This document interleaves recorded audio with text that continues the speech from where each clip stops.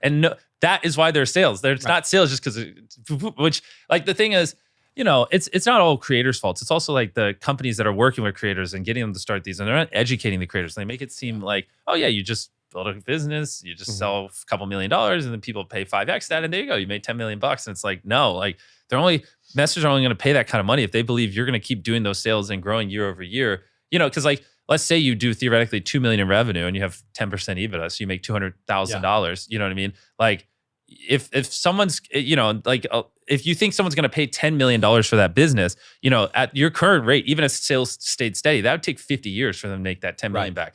The reason people pay crazy multiples is because if you're 2 million, but you're projected to do 3 million the next year, and then 5 million, and then 6, and then 4 years from now 10 million. Well, now it's like if you look 4 years in the future, you're doing $1 million, you're spinning off $1 million of free cash. That's only 10 years to recoup. And then if you assume 30% growth, and it makes sense if a business is growing fast while having good margin, then it like acquisitions make sense. But that's not what's happening with a lot of these creator brands, and the repeat purchase rate isn't there. So there's just never going to be an acquisition. And there's not much money to make along the way. Yeah, and that's why I just wish someone would educate a lot of these creators, because then the problem is you spend all this money on inventory, and just like with the new startup, you burn so much cash, you mess so many things up. Like I messed a bajillion things up with Feastables. Like we launched with the wrong boxes where the bars were falling out of the boxes. I think I've told the story before. It was horrible, and that cost me tens of millions of dollars to fix, and it was a really bad thing. And like a lot of creators, make all these mistakes, and the repeat purchase rate is there, and they end up not making anything or very little. And it's like, if they instead of launching a jelly company, just did a partnership with the jelly company, not even for equity, just for brand deals. It's like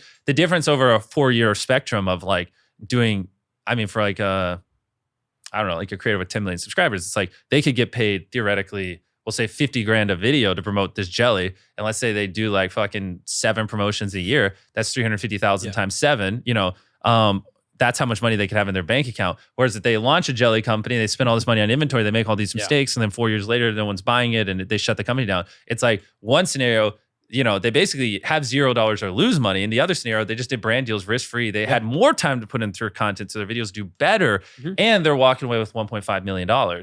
It's like, and it hurts to see so many creators just ruin that, because they're just, I think in a lot of times, it's just they're not getting advice from the right people. And